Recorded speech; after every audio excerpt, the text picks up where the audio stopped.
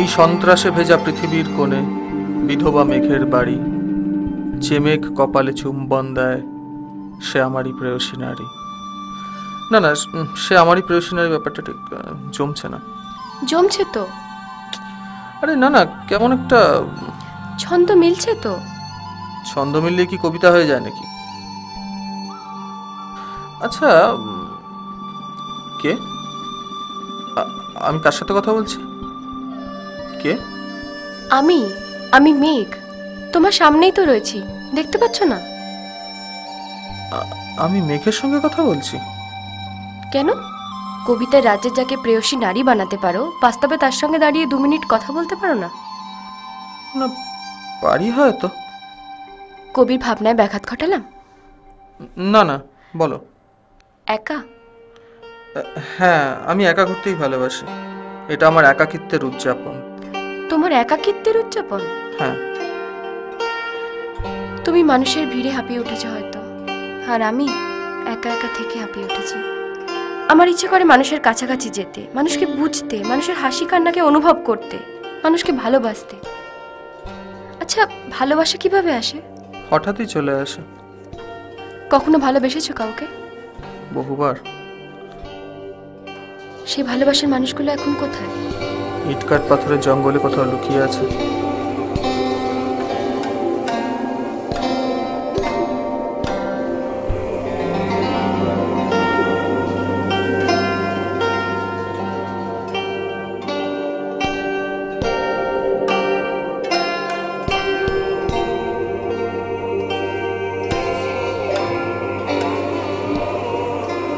কখনো কাউকে কাছে পেতে ইচ্ছে করে না? না। কখনো একই পথ ধরে দুজনে হেঁটে যেতে ইচ্ছে করে না? না, দুজনের পথ কখনো এক হয় না। এত মানুষ যে তাহলে কেউ একজন আপোষ করে। কিন্তু তা না হলে তো সম্পর্ক টিকবে না, দূরত্ব তৈরি হবে, মানুষ একা হয়ে যাবে। দূরত্ব কোনো অভিশাপ নয়। সম্পর্কে বাঁচে মানুষ, আর দূরত্বে বাঁচে ভালোবাসা। দূরত্ব ভীষণ বেদনাদায়ক। আমি দূরত্বকে অনুভব করতে পারি কারণ আমি ক্ষণস্থায়ী। আমরা সবাই ক্ষণস্থায়ী। মানুষ তো তাও অনেক বছর বাঁচে। আমি যে কোনো মুহূর্তে বৃষ্টি হয়ে ঝরে যেতে পারি। সবসময় নেগেটিভটা ভাবছো কেন? তুমি যে এত সুন্দর একটা জায়গায় স্বাধীনভাবে ভেসে বেড়াতে পারো, সেটা তো ভাবছো না?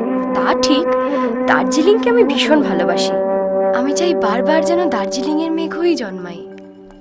তোমাদের তো কোনো চিন্তা নেই, অন্য কোনো জায়গায় জন্মালেও এখানে ভেসে ভেসে চলে আসতে পারবে। অত সোজা নয়। মেঘেদের কষ্ট আর তুমি কি বুঝবে? হয়তো পথেই কোথাও বৃষ্টি হয়ে ঝরে যাব। আচ্ছা, দার্জিলিং তোমার তো প্রিয় কেন? দার্জিলিং খুব জীবন্ত একটা হিল স্টেশন। আবার দেখো, পুরনো ঐতিহ্যকেও ধরে রেখেছে এত বছর ধরে। আর আমার সবচেয়ে প্রিয় টয় ট্রেন। আমার খুব ইচ্ছে করে একবার চড়তে, এত সুন্দর লাগে, আমি চোখ ফেরাতে পারি না। যাও, নিজের চোখে শহরটা একবার ঘুরে দেখো। আর একটা অনুরোধ। কি? আমার প্রিয় শহরটাকে নিয়ে একটা কবিতা লিখো। আচ্ছা, বেশ, লিখব। তুমি আসবে না আমার সঙ্গে? এই তোমার একাকিত্বের উদযাপন? একা যাও, আমি আশেপাশেই থাকবো।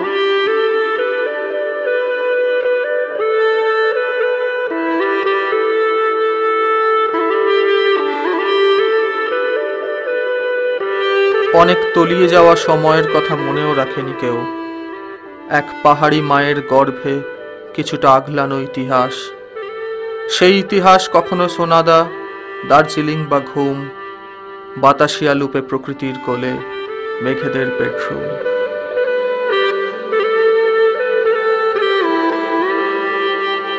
বয়সের ছাপ লুকিয়ে রেখেছে শৈশবে ভেজা হাসি, খাদের ধারে শীতল হাওয়ায় হারানো ব্যর্থতা।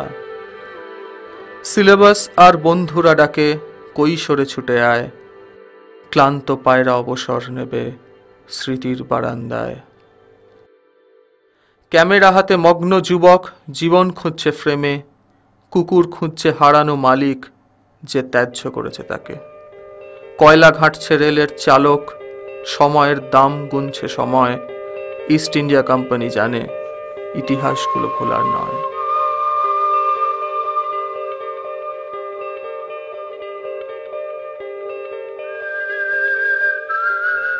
এখানে পাহাড়ের রঙে রঙিন মানুষ, ছবির রঙেই কবির সুখ, শিহরণ তোলে উপত্যকায় রামধনুদের লাজুক মুখ। নেপালি ছেলেটা বায়না করছে আজ মায়ের কোলে অন্য শিশু। মাদার মেরি হয়তো জানেন ওই একলা ঘরেই কাঁদছে যিশু। ক্রুশবিদ্ধ হয়নি সময়, গুঁড়িয়ে যায়নি ঘড়ির কাঁটা, সম্বলহীন মানুষের কাঁধে মাথার বদলে একটা ছাতা। স্বপ্নরা হাঁটে আঁকা বাঁকা পথে, মেঘের ঠিকানা এই শহর। আজও দমকা হাওয়ায় অনুভূত হয় শান্ত শীতল একটা ভোর।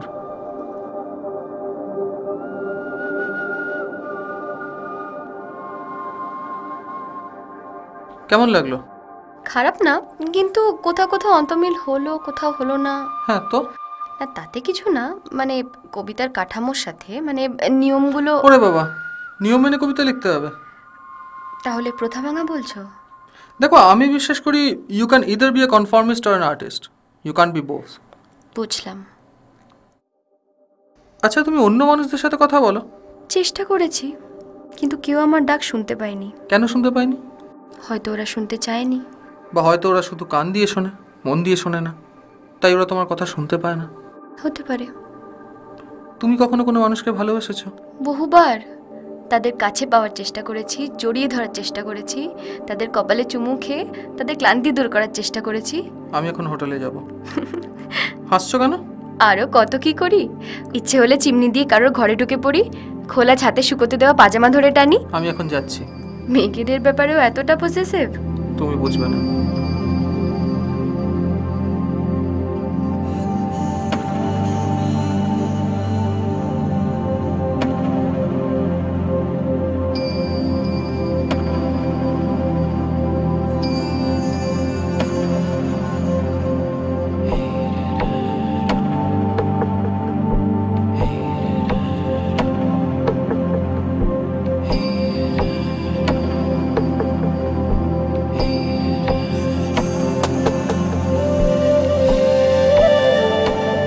এভাবে মুখ ঘুরিয়ে নিতে নিতে একদিন একদম একা হয়ে যেতে হবে। যাবো। তখন তোমার চোখের সামনে কারোর মুখ ভেসে উঠবে না? শুধু একটাই মুখ ভেসে উঠবে। কার মুখ? যিনি সত্যের সবচেয়ে কাছাকাছি পৌঁছতে পেরেছিলেন তার।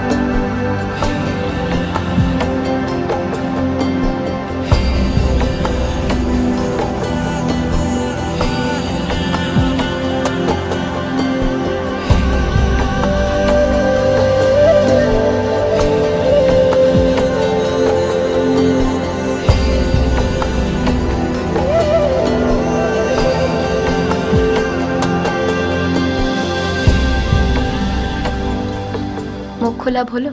না। আমাকে তোমার সঙ্গে নিয়ে যাবে? চলো। কি করে নিয়ে যাবে? ফুসফুসে ভরে। তোমার ফুসফুসে অত জায়গা হবে না। হতেও তো পারে। কেন ফুসফুসে কেন? হৃদয়টা কি বুকড? হ্যাঁ। কার জন্য? নিজের জন্য। থাকো তুমি নিজেকে নিয়ে। সন্ধ্যা হয়ে আসছে, আমি যাই। কোথায় যাবে? অনেকটা উপরে উঠে যাব, যেখানে পাহাড় চূড়ার বরফগুলো চাঁদের আলোয় ঝলমল করবে, মাথার ওপরে গ্রহ নক্ষত্ররা জীবন্ত হয়ে উঠবে তারার আলোয়। আবার ভোরের আগেই চলে আসবো এখানে। যদি বেঁচে থাকি কাল দেখা হবে। তোমার হোটেলের সামনেই ওয়েট করব। আজ যাই। আমার প্রিয় মেঘকে আমি ধরে রাখতে পারলাম না, না ফুসফুসে না হৃদয়ে।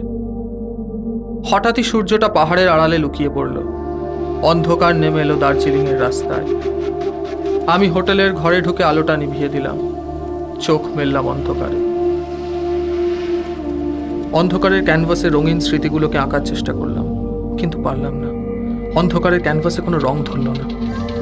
আমার প্রিয় রাস্তার বাঁক, সবুজ গাছের পাতা, মায়াবী খাদ, সেই পুরনো ঘড়ি, ক্যাভেন্টাসের ছাদ, ব্যালের দোকানের সামনে সাজানো নীল রঙের ম্যানিকুইন, রঙিন চুলওয়ালা বিদেশি মেয়েটার দুরন্ত মুখ, হঠাৎ ফুটে ওঠা দুপুরবেলার রামধনু, সেলিম ভাইয়ের চা, ডিসুজার মোমো, স্কুলের বাচ্চাদের হাসি মুখ, স্টিম ইঞ্জিনের ধোঁয়া, কমলা সোয়েটার পরা কম্বল বিক্রেতা, মসজিদের পেছনের গলিতে সেই খ্রিশ্চান রক গিটারিস্ট, নেপালি চাউমিনের দোকানে লাল স্কার্ট পরা মেয়েটা। আমি কিচ্ছু আঁকতে পারলাম না, কিচ্ছু।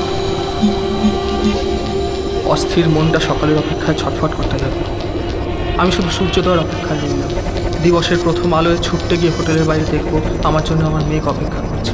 ওকে অনেক কিছু বলার আছে, অনেক কথা। শুধু ফুসফুসে বা হৃদয় কেন, আমার শরীরের প্রতিটা অঙ্গে ওকে জায়গা দিতে পারি। আমার নোনতা ঘামে, দূষিত রক্তে ওর এক একটা স্মৃতিকে মিশিয়ে ফেলতে পারি। আমি আমার ভালোবাসার মানুষদের থেকে পালিয়ে বেরিয়েছি, কিন্তু ও তো মেঘ। ওর ঝাপসা আঁচলে নিজেকে জড়িয়ে ফেলতে পারি, করতে পারি এক নিস্তব্ধ সহবাস। বুঝতেই পারিনি ঝাপসা স্মৃতিদের আদরে কখন ঘুমিয়ে পড়েছি। সকালে ঘুম ভাঙতেই তড়াক করে লাফিয়ে উঠলাম। দৌড়ে হোটেলের বাইরে বেরিয়ে এলাম। দেখলাম মেঘ আর নেই, ও বৃষ্টি হয়ে ঝরে গেছে। লোকেরা ওর শেষ চিহ্ন মারিয়ে যাচ্ছে। ঝিরঝির করে বৃষ্টি পড়েই চলেছে। স্টিম ইঞ্জিনটা দার্জিলিং স্টেশনে ভিজে গিয়ে ফোঁস করছে। ওকে শেষবারের মতো দেখতেও পেলাম না, কিন্তু ওর ট্রেনে চড়ার স্বপ্নটা বোধহয় পূরণ হলো। আমি ছোটবেলা থেকে কোনোদিন বৃষ্টিতে ভিজতে ভালোবাসিনি, আজ ভিজলাম।